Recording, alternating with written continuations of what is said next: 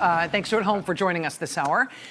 All right, we got a lot to get to tonight. At this time on last night's show, we reported the new news that the Republican governor of Massachusetts, Charlie Baker, had canceled a National Guard deployment to the border from his state in protest of President Trump's new policy of separating kids from their parents at the border.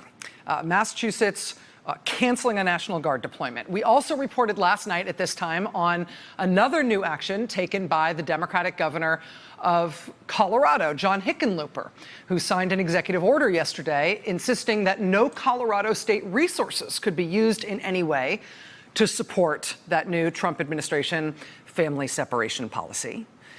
So we broke the news of both of those actions by those two different governors at this time last night. And that was sort of an interesting pair of actions. You've got a Democratic governor in the middle of the country. You've got a Republican governor on the East Coast. Both of them popular governors, both of them ambitious, both of them deciding to take an additional step beyond just saying they disagreed with the policy of taking kids away from their parents. They both decided on the same day that they needed to move on beyond just criticizing the policy to instead start taking actual overt action against it. Well, that was yesterday with those two governors. Now today, they apparently bust open the floodgates. Today, the governor of New Jersey, Phil Murphy, took the same action as the Colorado governor and said no state resources will be used from New Jersey to support the family separation policy in any way. Then the governor of Delaware, John Carney, announced, quote, "Today we received a request to send Delaware National Guard troops to the southwest border. Under normal circumstances, we wouldn't hesitate to answer the call. But given what we know about the policies currently in effect at the border, I cannot in good conscience send Delawareans to help with that mission." He then referenced President Trump's current inhumane policy of separating children from their parents. And then over the course of today, all of these other governors announced variations on the same theme, Democrats and Republicans. Governor Larry Hogan in Maryland is a Republican. He announced today that he is pulling all members of the Maryland National Guard from the border. There are current Maryland National Guardsmen there now. He is calling them home today, quote, "until this policy of separating children from their families has been rescinded." Another Republican governor in New Hampshire, Chris Sununu, announcing that the New Hampshire National Guard actually hasn't yet been asked if they would send National Guardsmen and women to the border. But the governor says, quote, "if asked, he would refuse."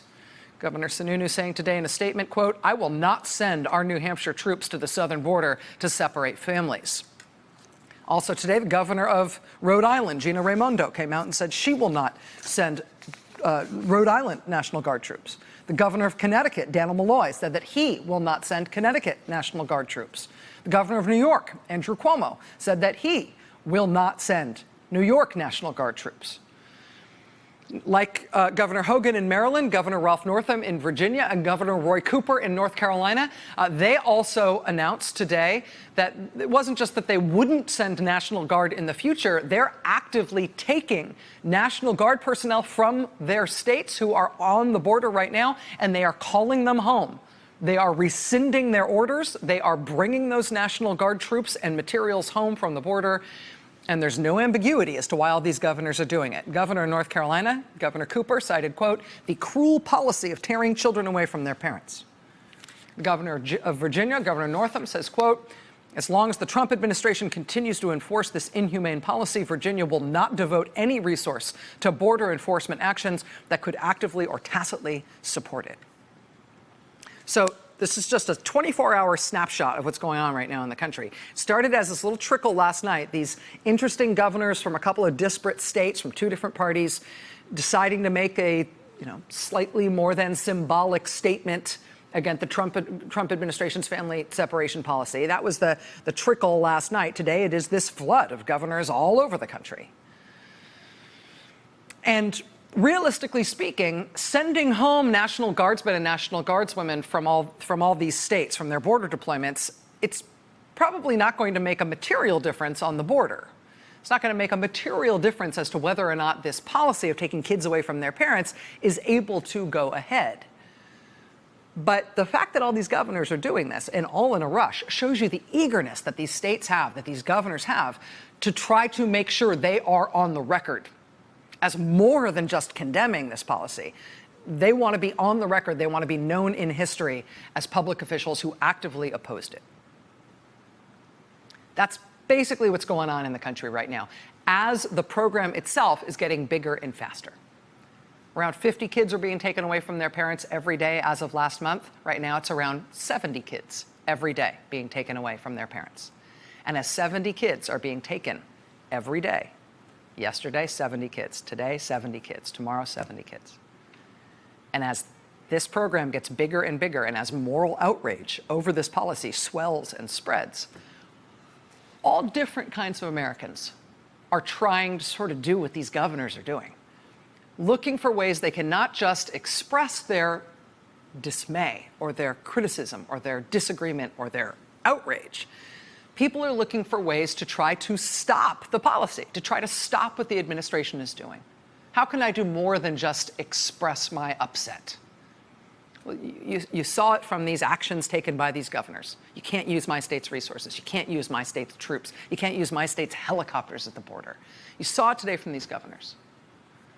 You saw it also today from these 3 random moms in Columbus, Ohio, who decided that even if it was just them and no army, even though they didn't have any troops to order anywhere, these 3 moms decided that they could still do something, and so they decided they would go to the office of their senator, Rob Portman. Oops, how do I turn it? Okay. Hi, everyone. This is Meryl Neiman. I'm here with, do you want your last name, Susan? Sarah Boyd. With Sarah Boyd and Hi. Danielle. Hi, Danielle. Harlow. Hi. So we are inside of, as you can see, sort of the anteroom of Senator Portman's Columbus office. We've been here, since about 3:30, asking the senator to respond to some just pretty specific questions we had that people have been asking him for days and days. What he was going to do specifically to address this immediate need to remedy the problem of children being taken from their families. So I don't think we have much time. I think the police are coming up soon, but the answer that we got was not satisfactory. People in similar horrible situations like Holocaust survivors, I've seen talk about how now, even at age 80 and 90, and even having been transferred from their parents to loving, foster homes to try to, avoid being killed by the Nazis, never got over being separated from their parents, that they suffered with ongoing and long-term psychological harm because of that.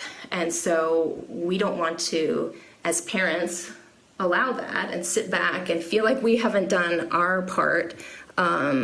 So, I'm here with, 2 other moms, Sarah, who's there, and Danielle, who's there, and myself, and we are all, feel that we are in a position that we can do this, that even if they come and arrest us for trespassing because we've overstayed our welcome in their office, that our children are not going to be removed from us and put in wire pens, wire cages. And so,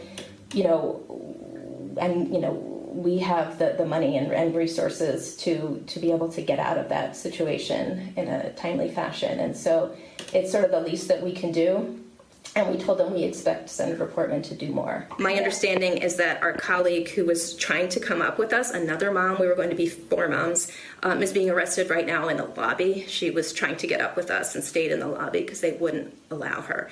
So we're assuming that they're coming to get us soon. So please, everyone, don't think about us. Just focus on spreading the word and making sure that everyone gets out and votes in November, and that Senator Portman understands that his time for opinionating has long passed. He needs to do something.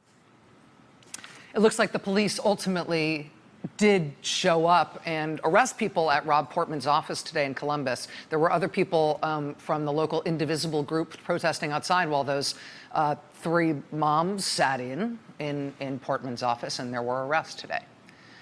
There were protests against the family separation policy today in Philadelphia. Lots of people turned out in Philadelphia, where Vice President Mike Pence was giving a speech.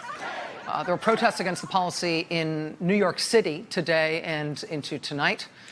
In Washington, D.C. today, dozens of clergy members spoke outside the headquarters of Customs and Border Protection. In El Paso, Texas, at the Immigration and Customs Enforcement Processing Center there, which we're going to be talking about a little later on with a reporter who has been there over the last couple of days.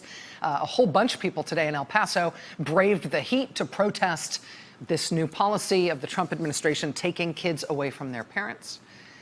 And in the Congress today, the Republican-controlled Congress, any proceeding on any topic today was likely to turn into a discussion, if not ultimately a righteous denunciation of this new policy.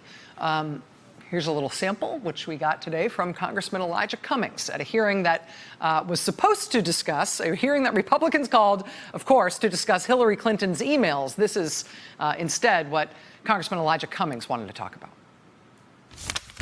We now have reports that parents are being deported, but the Trump administration is keeping their children here. 2018 in America. We do not need legislation. This is a policy, and understand this. This was a policy invented, implemented, and executed by President Donald Trump. We need you. Those children need you. And I'm talking directly to my Republican colleagues. We need you to stand up to President Trump. We need you to join us in telling him that we reject this mean policy. We need you to tell him to abandon this policy. We need you to remind him that this is the United States of America, and it is a great country. And we need you to stand up for those children. We sent letter after letter, letter after letter, asking these committees to investigate the Trump administration's policy, which is now resulting in child internment camps. That's what I said, child internment camps. But we have gotten no response. Even if you believe immigration should be halted entirely, we all should be able to agree that in the United States of America, we will not intentionally separate children from their parents. We will not do that. We are better than that. We are so much better. We should be able to agree that we will not keep kids in child internment camps indefinitely and hidden away from public view. What country is that? This is the United States of America. Congressman Elijah Cummings today in Congress, and that is what it is like in Congress right now. I mean, Congressman Cummings, this is his own thing. He is a very powerful speaker, but this is the level of outrage that has been summoned by what the Trump administration has started doing on the border. But they want this. There is this tension here in terms of what the administration is trying to pull off here. It's not that they didn't know that it would create outrage to start ripping 2-year-olds away from their parents, right? It's not like they are trying to assuage people's concerns about this policy. I mean, there's a reason that the president went out of his way today to deliberately describe immigrants as an infestation in this country. They infest our country, he said today. The White House knows what that means, right? White House advisor Stephen Miller explained to the New York Times in a new interview how much the Trump administration loves the outrage over this, how much they are, in fact, banking on it, how, in fact, that is the point of what they are doing. Stephen Miller telling the Times, quote, "You have one party that's in favor of open borders, and you have one party that wants to secure the border. All day long, the American people are going to side with the party that wants to secure the border. Not 55-45, not 60-40, 70-30, 80-20. I'm talking 90-10 on that." In the Trump administration's political view, in their strategic worldview, anybody who complains about this policy or expresses outrage or hurt about this policy is exposing themselves as a wuss. And what the American people will vote for at the ballot box is harshness toward immigrants, and they want it to be seen as unconscionably harsh. The more unconscionable, the better, because the more outrage and protest they stir up, the more strongly anti-immigrant they will be seen. And they think that is the best political issue they've got, bar none. Washington Post White House reporter Philip Rucker told my colleague Nicole Wallace this afternoon that he visited the White House today, and he was able to see their delight over all the outrage that has been generated by this policy. He told Nicole today that, he told them, quote, "They are digging in and they are defending this, not only publicly, but privately. I was at the White House this morning talking to a few senior officials who said there's really very little unease inside that building, inside the White House, about what is playing out." They love the controversy. They want this. They love the upset. They are generating it on purpose because they think it redounds to their political advantage. I mean, we know, statistically speaking, that the whole deterrence idea here is bullpucky. It's not changing the number of people who cross the border illegally or who turn up and apply for asylum or whether or not they bring their kids. It's not having any deterrent effect whatsoever. All it's doing is showcasing unbelievable cruelty on the part of the U.S. government. And that's by design, because they want the upset. This is strongman tactics. This is authoritarian tactics, right? We've seen this in other countries. We are having it in ours now. Now, whether or not they are right about the American people and how we will respond to that sort of political provocation will soon be proven. We'll all get a chance to say so in November. But in the meantime, while these kids are having their lives ruined, while these kids and parents are being irrevocably changed and damaged by what the Trump administration is doing, let's get very practical here. The expressions of outrage you are seeing from all sorts of different kinds of people in the country now are necessary, obviously, and you couldn't stop them if you wanted to, but they're not sufficient. The Trump administration is actually feeding on them. They want this. They see the expressions of outrage, and they think that means they're doing it right. Louder the better. And they see that as more and more of a reason to keep this controversy going, to keep this story alive. That reifies their decision. That proves to them that they have been doing the right thing and they're approaching it the right way. I mean, under normal circumstances, under normal non-authoritarian politics, right? You get disgusted rebukes from bipartisan governors all over the country. You get rebukes from every living first lady of the United States, including the current one. You get horrified criticism from even all over the right, from the Wall Street Journal editorial page and freaking Ralph Reed, right? From high-ranking officials from previous administrations that were criticized for their harshness toward immigrants. I mean, under normal circumstances, under non-authoritarian circumstances, right? Under a non-authoritarian calculus, those kinds of reactions take you aback, maybe, right? Maybe might cause an administration to tap the brakes a little bit on what the administration is doing on the border. Those normal dynamics are not at work here. They want what they are getting here. This is part of what they are aiming at. You know, I remember as a little kid, I grew up in the San Francisco Bay Area. But we didn't grow up in San Francisco, so going to the city was like a treat and still like an exotic thing. And I remember being a little kid and being with my parents and taking a tourist tour of the cable car system. So it's not like we just went for a ride on a cable car as public transport, but we did a tour where they showed you how everything worked. They show you, cable cars are weird, and they showed you the gee whiz sort of ancient technology that run those things. It has stuck with me for approximately 40 years now, how cable cars stop. Turns out, and I remember this from being in like freaking kindergarten when I did this tour with my parents. Turns out there are 3 different ways that they break a cable car, that they slow it down. First way they try to slow it down is that the conductor guy, or whatever they call him, has got a pedal, and that person uses that pedal to essentially break the way that a car breaks. It's like a little steel shoe that presses against the cable car wheel. And that's the first way they try to break the cable car. So press the pedal, little steel shoe presses against the wheel, slows down. If that doesn't work, San Francisco is very hilly. If that's not enough and they need to go to the second tier level of braking, Instead of the pedal, they can pull up on this big track brake level. And that brings wooden blocks to press against the tracks to try to help stop the car, literally made of wood. That's option 2. That's pretty dire.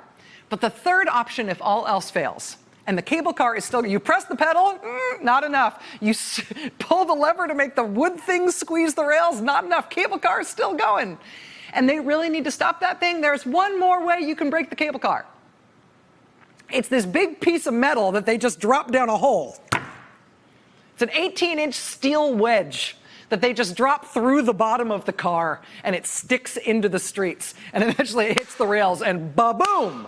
That is going to stop you if nothing else. On this unprecedented, runaway, accelerating policy of taking little kids away from their parents and not giving them back. So far, that little pedal with the steel brake shoe isn't working. The little wooden squeezy things are not working. Is there an option to throw down a steel shaft and bring this thing to an abrupt halt? Is there an emergency brake on this thing? Yes, there is.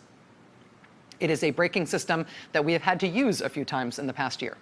We have seen it work time and time again, actually, on these kinds of issues that President Donald Trump has chosen to campaign on and has chosen to pursue as president, specifically because of the outrage that those policies generate. When outrage against the policies actually fuels them, as actually seen as a benefit to make this administration want to do them even more and double down, how do you stop those policies?